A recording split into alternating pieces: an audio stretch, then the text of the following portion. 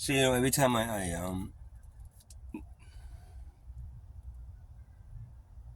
open up this can of worms with this whole family thing, um, and the memories come flushing back in. I start remembering things that are again pretty much proof of at least the fact that they were not they were it's almost like they were trying to kill me. I mean, the urinary tract infections was one thing. I remember painful. Now, how did I get it? How did I get it? First of all, if they didn't teach me how to like properly clean my my thing, then it wouldn't I wouldn't have done it, and it would have happened. Uh, Two, were they slipping me some shit that was making that happen? They would feed me something. Look, I've had problems, stomach problems, throughout my entire life living with them. Once I did no longer live with them, my stomach problems went away. My stomach problems were so bad that sometimes I had gone to Italy, and then all of a sudden I just felt like I must have ate. So they said, oh, you must have ate a pastry that was like a day old or something, and maybe the cream inside was old, and or did you try to poison me? Because I remember being in Italy for 4, 5, 6 days in agonizing pain. They oh my god, I had to take, because I had some kind of food poisoning. I had to take these shots every day for like a week. Two long ass fucking needles shots in my butt. Why? I'm not sure. Because I was literally in agonizing pain. It's almost like I had an ulcer, but I didn't. You know.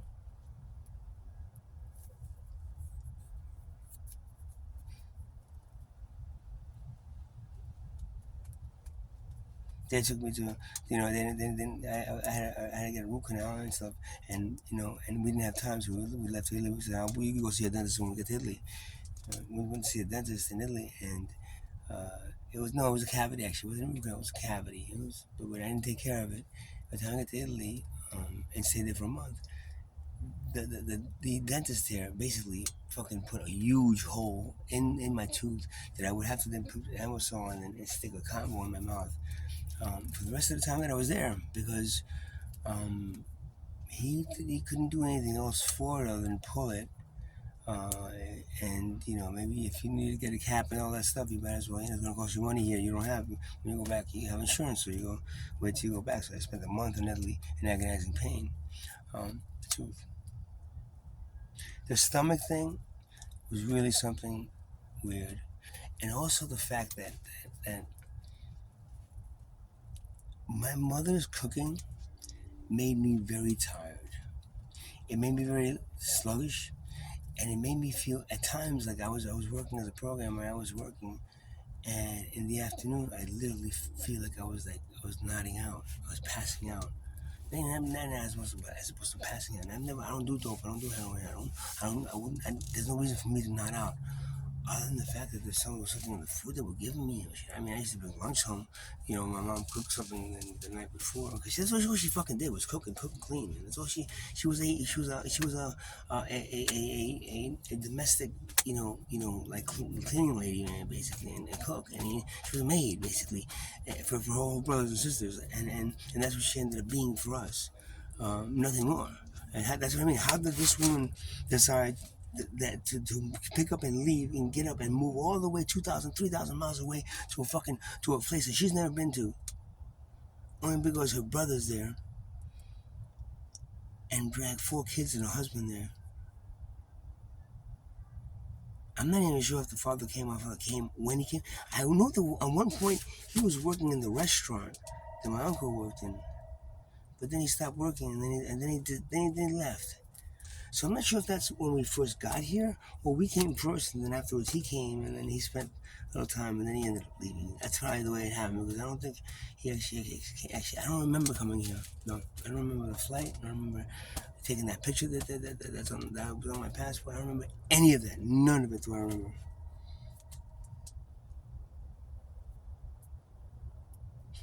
but the feeling that the food that was, and I know Italians cook very heavy, and it's usually especially three types of meats in the sauce,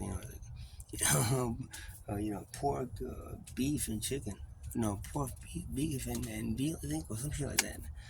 I mean, very heavy, like Italians, like meat sauce, man, and it was always like meat based, and salads were like something that I started introducing to myself, and into my own diet. And I was forced to because salads were a little thing you ate, like next to the big plate of pasta or the big, a lot of carbs, a lot of like all these things that at least I was I was doing things. I was very active, so at least I burnt away. But my brother, he was like fucking. He went from like I don't know, 95, 100 pounds to like 250, 300 pounds. He just sat and ate the entire plate of pasta that she put in front of you. So many weird things that just don't make sense. I was, and again, these things that were happening, and these almost like psychosomatic illnesses. I mean, again, I remember when I was in my the first time I felt that feeling of like fear in the pit of your stomach is when I watched my sister and my brother-in-law, her first husband, Kamal's first husband, well, my mother, whatever she ends up being. I mean, I don't really care which it is. I just want to know which it is. And if there's a possibility that's the case, I could see these fucking people lying about it all their lives to me. I can see it because that's what they fucking do. They lie, man.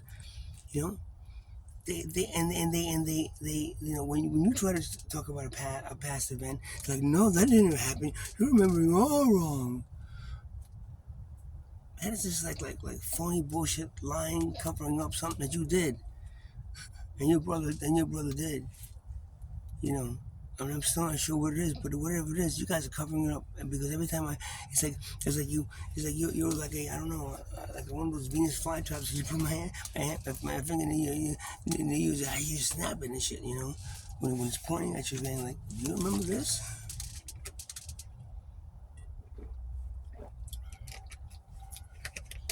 Very weird things. And I was sickly, I believe, until I got to the point that I was doing plant medicine. Once I started doing plant medicine, I must have tapped into my shamanic past, and while I didn't have any kind of like formal training because there was nobody around to formally train me, um, and in Corona, Queens,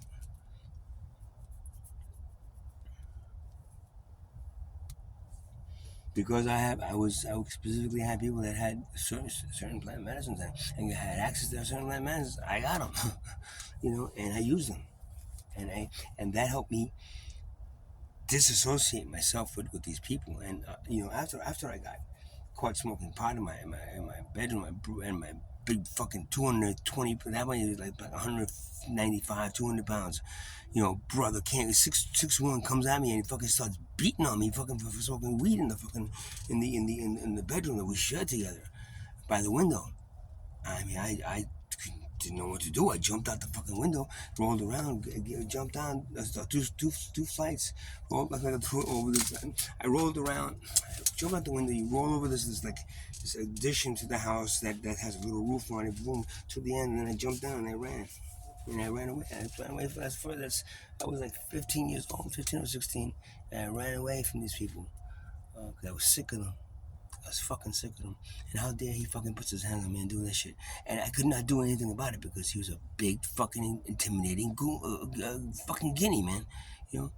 He had the whole thing going on. Hey, well, I told you if you ever smoke me, I catch you smoking, doing drugs, I'm gonna kick the shit out of you. I was like, you told me you're gonna, what the fuck, you crazy, man? You think you are, man? My father, number one, or even I don't even think you're my goddamn blood brother, man. You just some guy that's here fucking like what? Demanding that I do something that you don't want me to do? Fuck you, man. Fuck you. This is what I should have told him, but every time I tried to open my mouth, he would like smack me or hit me. And at that point, he was punching me on the bed. And that's why I ran and I left 5 days. And I would have been. If I had a way out of that place forever, I would have. But I didn't. After a while, you know, they found me in the city, and I lost my wallet, and I had nowhere to get home, and I finally a day sleep, no, it's a night sleeping in fucking in Thompson Square Park. No, not Thompson Square. Was it the one on Bryant Park? No, the one on 42nd Street. But sleep one night over there. Like, oh, fuck. Next day, I called somebody. They helped me. They gave me a ride back to that place, and then like, yeah, you should just go home, man. I mean, yeah, and I got what the fuck, man. Yeah, just tell me, you need to, and I did. And I got back. I went back, and I said, look, he and after that, I never talked to the man again until he fucking left, and he got married, and he left. And then I eventually we ended up having a conversation. But the man himself, he's nothing to me, man. He's not a brother to me. I've had people that I fucking met in a fucking in a festival or a rave to treat me more like a brother than them any fucking day.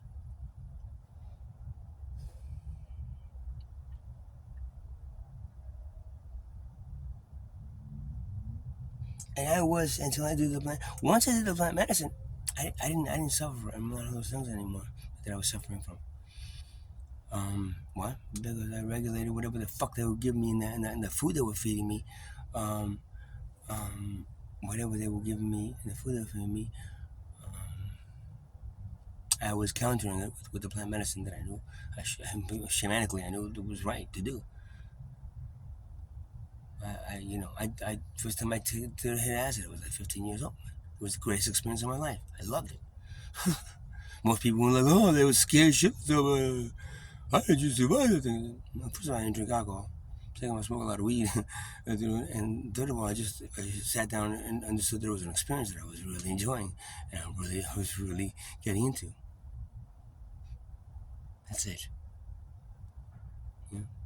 That's all I needed. I didn't need a sitter or a guide or why? Because I've come in this planet knowing shit about shamanic practices. Why? Because I've been a shaman in many past lives, and I happen to be tapping into it. And once you tap into, once you use the same plant medicine you did in the past life, guess what? Most likely you will imagine will almost immediately regress back to that past life and probably talk to yourself as that person, understanding why what karma you brought into this place into this time to get rid of it. Real easy, piece of cake. Especially if you have the plant medicine that helps you. Oh, but if you're doing it with plant medicine instead of doing meditation or whatever we wanted you to do for hours and hours for 8, 7, 9, 10 years, and then finally you get to talk to your spirit. After all those years, the first iOS experience was the first time I connected with my spirit guides, other than like them guiding me like this way or that way, a little sign, slap me in the face here and there. It's like, but not in a communicative way until my first iOS experience, which happened in 2005, so 6 months after my divorce, and it was the most opening and healing experience I've ever fucking had in my life. Sure is. Helped me through a lot of shit that your psychotherapist or your psychiatrist would freaking would make me into a little guinea pig or say, oh, you're gonna have 10 years of psychotherapy before you're gonna actually start feeling any gonna get better. Don't think you're gonna just walk out here the first session and feel better. That people plant medicine. That's why they made it illegal. Why? Because it's a competitor. All this fucking bullshit, fucking medical practices they go to school for that are meaningless. Is meaningless. I guarantee you. Oh, they're learning how to keep you alive a little bit better, but with the side effects and all, What would you think? The civilization and civilization before you didn't survive without their right because your medical your hospitals or your with your fancy fucking equipment that costs a lot of fucking money to determine that whether or not you have something that you want to take care of.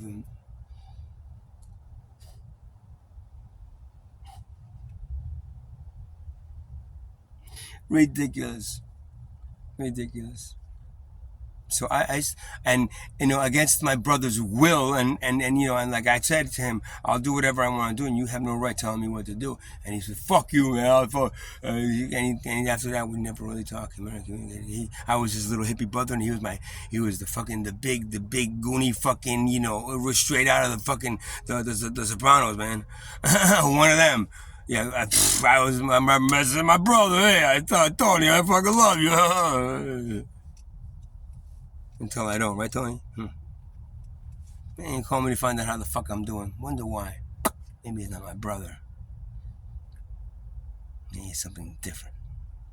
He just happened to be there. You know? So, yeah, a lot of things. Well, I got 15 minutes into it. I'm running out of space again. Okay, so I got 15 more minutes. I'm gonna talk as much as I can. Because I find that I wasn't gonna do it tonight because I did it yesterday. It's like the video, but now I'm finding that every night after I do the video, I feel a lot better. I feel a lot of release. There's a lot of like pent up trauma that I've gone through in my life with these people, and they're all covered up. We so much. Oh no, he's just crazy. We had a great life growing up. Mommy just loved us, and she cooked for us. And I went to school, and then I went to a job, and then we worked, and she's never been married. She probably never will be. She doesn't have a boyfriend. She's in her house and fucking, I don't know what she is. She fucking goes out and buys shit for the house and then returns it. Just makes a little dollhouse or like no home. Okay, that's what you want to do. Okay, that's fine. But don't deny what happened, because denying what happened makes you, let's see, a conspirator, someone that's someone that's actually part of the whole thing that you were fucking doing to me. I don't know what you're talking about, John. You didn't, you had a good life, okay?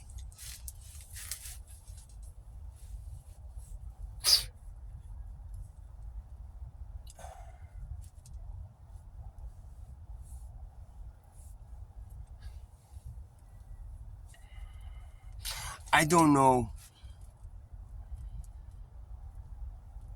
if 100%, I'm 100% that I was the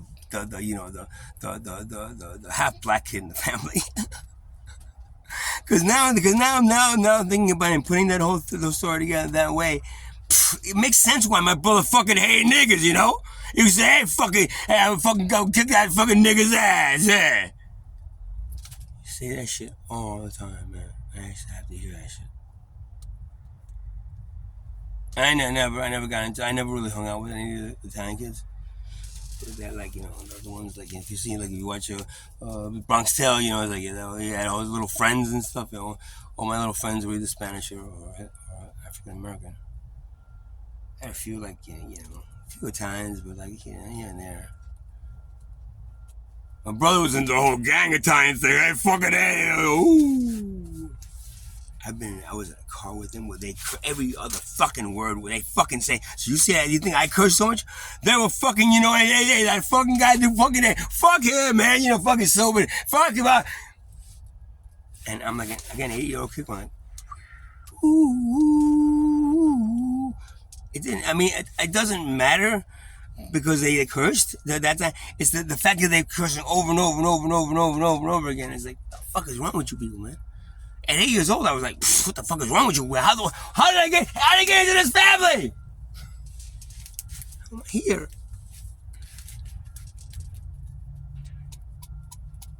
After my circumcision at the age of 8 or 9, they used to call me Pee-wee. Pee-wee. As a joke, right? Tony, you remember that, Tony? Hey? You call Jill Johnny, Pee-wee, he got the circumcision when he was not, he's Pee-wee now,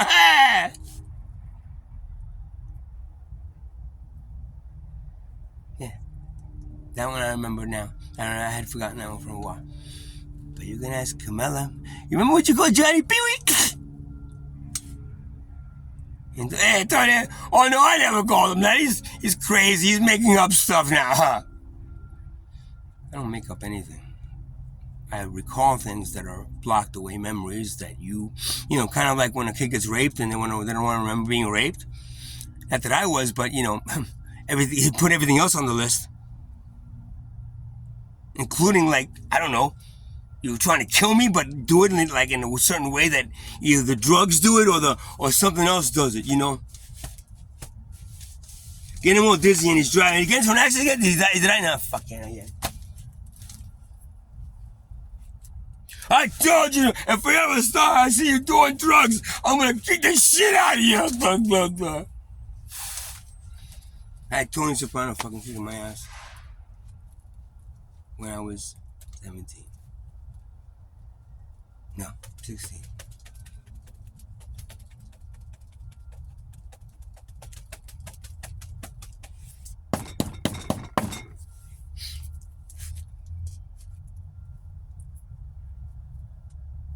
The band's rocking, don't come a knocking. Know that one? No, I just got a phone call. Somebody had just time going.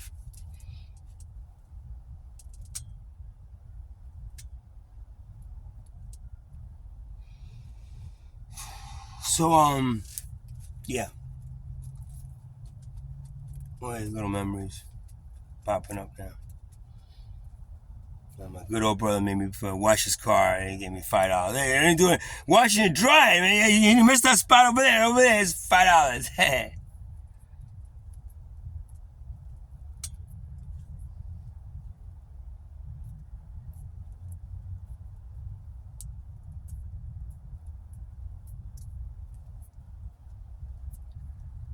How they used to fucking slave over him, make him.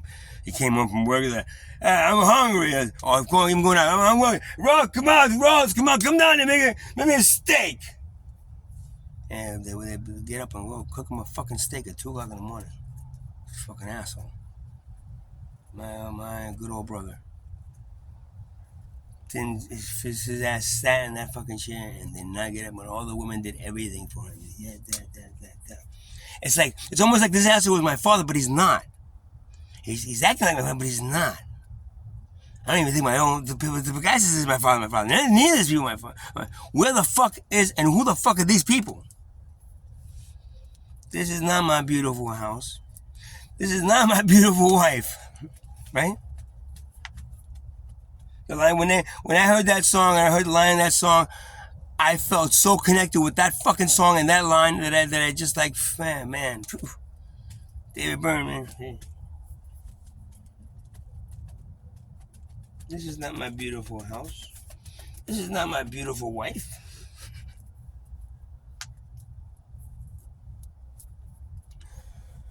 Excuse me.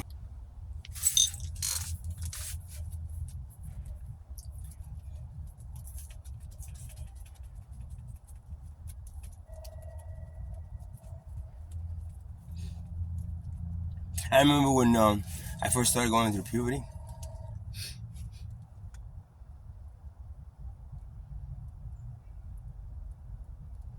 My nipples started hurting. I guess that happens to a boy. I'm hoping to. And I didn't know what was going on. It was almost like that. There was like a little like fucking like I don't know like welts around them and like around the nipples. It felt really sensitive and it felt almost like it's getting hot, like almost hard underneath it. What the fuck? I had no fucking clue. I finally got the nerve to ask. I think my mother, what the woman said to my mother, I was sure the grandmother. And she's, and then I think my sister asked my sister, come on. Nobody had to talk with him. It's like, nobody had to talk with me. The whole birds and beast thing, puberty, I mean, everything about like my anatomy, my human body, my anatomy. Not one person talked to me about it.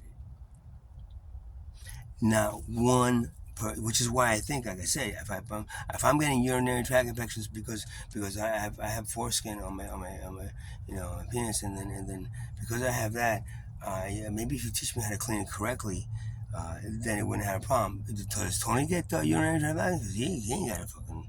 He wasn't circumcised. This is a guy that they got now. But he was born early too. He wasn't circumcised. He didn't get them, but I all of a sudden mysteriously get them. So again, the whole my introduction to sexuality was very, very like my friends, the magazines that I find underneath my brothers and my brother's drawer.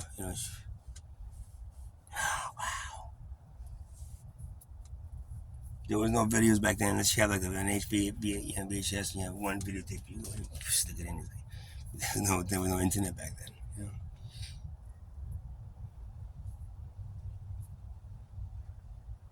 So all that, everything about the whole puberty thing, introduction to sexuality as a man, and everything that goes around that whole thing, that was not except for public school, and they give you whatever the shit, sex education class. Yeah, I think that was the one, and you kind of go, like, oh, okay, that's how it happened. That's in the book. He's pointing at a pussy. You know, none at all. Nothing that I've ever done. They've taught me, and maybe a little bit of cooking, watching them let them cook. But there's nothing really else that I've ever done. They've ever showed me how to do it. I'm like, you would do it for a child. I mean, you do it for your child, man. Nobody had to talk about me. I'm talking because my fucking nipples were hurting all of a sudden. I had no idea. I was getting a fucking harder. I had no idea what that shit was. Until I realized what it was. I watched the movies. Oh shit! Wow. Okay. Wow. Now, how do I get that into a woman now?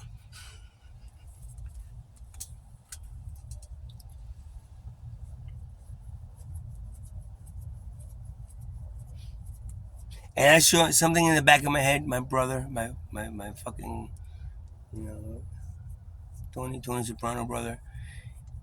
He if he would have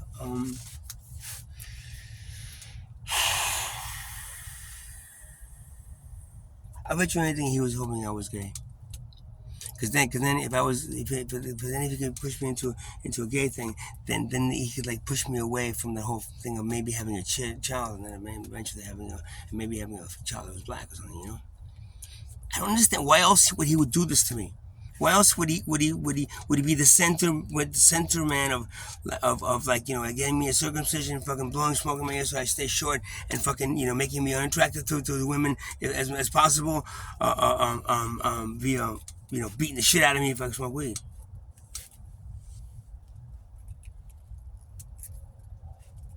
Why else would he do that to me? Other than he not wanting me to have a child. And if I have a child, then the problem is I was this child black. And then I would go to investigate, and then all of a sudden there's something that he did, and made possibly my sister did, Rose, and my mother. Come on, I mean I don't even know. I don't understand. I don't know. These people were there in my family.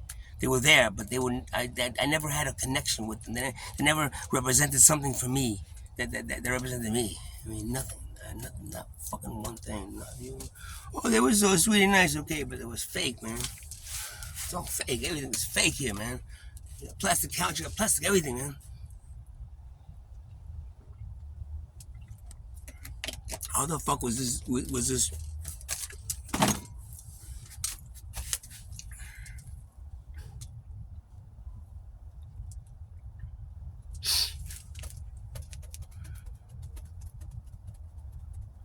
The first time that I had sex, it was because of my brother. I'm pretty sure he kind of like either paid off or paid her or just said, "Do me a favor, take my brother out." I used to work with this woman at Wolfhounds, a Jewish woman. I think it was 16 and she was 21, 22. Even with her sisters and her mom. Mom was in a hospital bed in the middle of the house, and the sisters all basically lived in the house, an apartment house.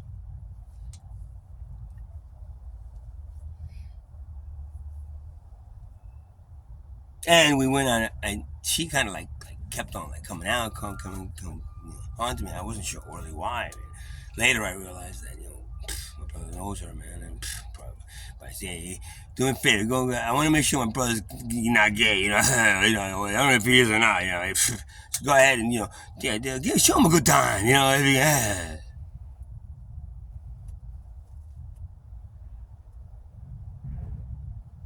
And she did. Oh, she also did a lot of coke, which then I ended up a few times going out with her and after that. I mean, first time I got laid and wasn't really getting laid. I didn't know how to put it in, but at least she gave me a good